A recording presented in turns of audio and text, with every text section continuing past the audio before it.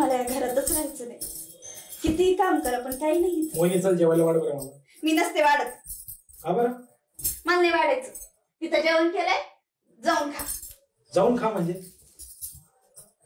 मी वाढणार नाहीये तुम्हाला. तुमच्या आईला सांगा जा. अगं आईला सांगा, पण झालं तरी काय ते मला सांग ना शांतपणे. तू मी तुम्हाला कधीची सांगते, ती तुमची आई आहे ना, काहीच कामाची नाही, नुसती बसून राहते घरात. तिला त्या आश्रमात नेऊन पाठवा म्हणून. तुला शेवटचं सांगतोय, परत त्या आश्रमाचं नाव काढायचं नाही. मी काढणार. किती दिवस झाले मी सांगते तुम्हाला, पण नाही ऐकत ना तुम्ही माझं. काय सांगते तू? आईला पाठवा म्हणून तिकडं. का बरं पाठवायचं? पण मला नाही राहायचं त्यांच्यासोबत. अगं पण काय चुकलं तिचं? काय चुकलंय? अहो काय राहिलंय सांगा. दिवसभर बसून राहते, सगळे काम मी करते घरात. अगं आपल्याला लग्नाला फक्त 2 वर्ष झाले. एवढे दिवस तिनेच कष्ट करून आम्हाला लहानचं मोठं केलं ना. मग आता बसल्याने काय झालं? सुनेच्या जीवावर ती माझ्या करणार नाही तर कोणाच्या जीवावर करेल मग? अहो आपण राहू ना वेगळं, सुखत राहू आपण. हे बघ, मी तुला मागे पण सांगितलंय आणि आता परत सांगतोय एकदा शेवटचं, मी माझ्या आईला कुठल्याच आश्रमात पाठवणार नाही. नाही जमणार ना तुमच्या ह्याच्या? नाही जमणार. मी तुम्हाला 1 दिवस देते शेवटचा, आजचा. उद्या मी चालली माझ्या घरी. मला फारकत पाहिजे. फारकत? अगं एवढ्या छोट्या छोट्या गोष्टीवरून फारकतीपर्यंत जायची काही गरज आहे का तुला? तुमच्यासाठी छोटी गोष्ट असेल ती, माझ्यासाठी लय मोठी आहे. तू काही येडीबिडी झाली का? येडीच झाली मी.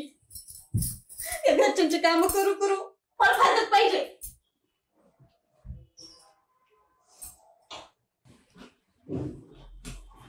हॅलो रवी. हा कुठे आहे तू? काय नाही, जरा महत्वाचं बोलायचं होतं.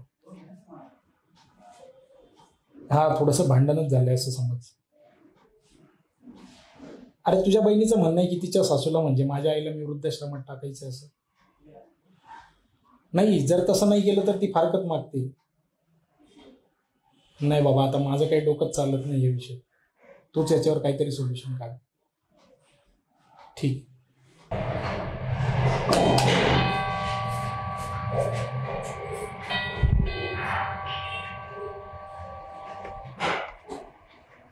कशी आहे ताईडे? अरे मी मस्त. तू बस. काय ये बस. कशी आहेस वहिनी? मस्त. तुम्ही कसे? छान मस्त. पाणी आणू का तुम्हाला? नाही नाही, राहू द्या. बसा बसा. काय झालं तुम्हाला?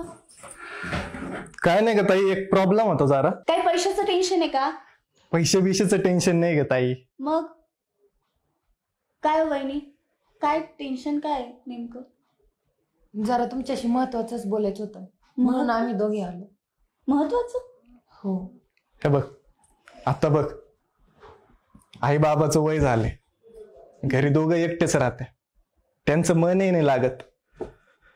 आणि हे पण जॉबला जातात आणि मी एक घरी एकटीच असते. तर मी काम करू का त्यांच्याकडे बघू म्हणजे. म्हणून आम्ही दोघांनी विचार केलाय. म्हणजे दोघांनीच नाही, तुम्हाला सांगायला आलोय आम्ही. आमच्या दोघांचा प्लॅन झालाय की आई बाबांना वृद्ध आश्रमामध्ये टाकायचं. काय काय बोलला? अरे तुला लाज वाटली पाहिजे. त्यांनी आपल्याला लहानाचं मोठं केलंय आणि तू त्यांनाच घराच्या बाहेर काढायला चाललायस. अरे तुला लाज वाटली पाहिजे काही. काय वहिनी, तुमच्या मनात तरी आलं कसं हे माझ्या आई बापांना घराच्या बाहेर काढायचं म्हणून? पण मग त्यांच्याकडे कोण लक्ष देईन? आणि तसं पण त्यांना करमत पण नाही. माझ्या आई बापांनी याला एवढं मोठं केलंय, तुम्हाला आयतं नवरा दिलाय आणि तुम्ही त्यांनाच घराच्या बाहेर काढायला निघाला.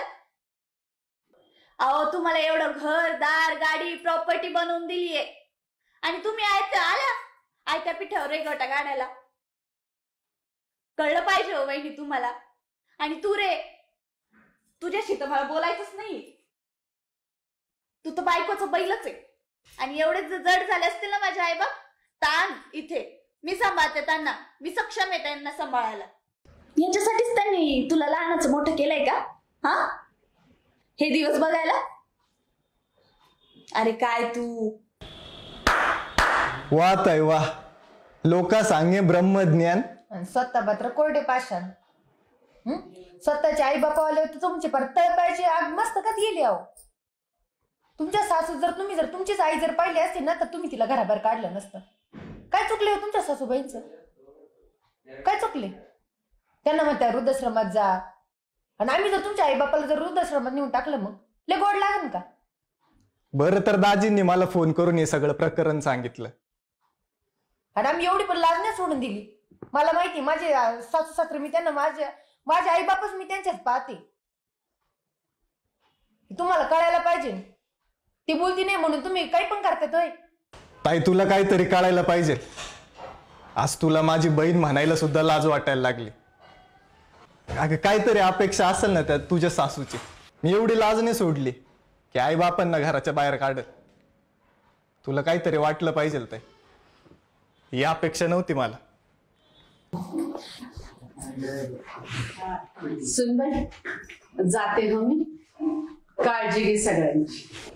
चांगली राहा. आई नका ना जाऊ. अगं पण नको माझी तुमच्या संसारात अडचण. उगच माझ्यामुळं भांडण नको. हा जाते मी. आई नका ना जाऊ. माफ करा मला. चुकलं माझं. अगं काय नाही चुकलं तुझं. तुझं बरोबरच आहे. जाते मी. मी जर तुमच्यामध्ये माझ्या आईला पाहिलं असतं ना तर ही वेळच आली नसती. खरंच माफ करा मला. चूक झाली माझी. मी तुम्हाला माझ्या आईसारखंच मानेल आणि माझ्या आईसारखंच सांभाळेल. मला माफ करा. अगं जाते मी. मला फक्त 8-15 दिवसांनी दोघं पण भेटायला येत जा. मला खूप आठवण येईल ग तुमची.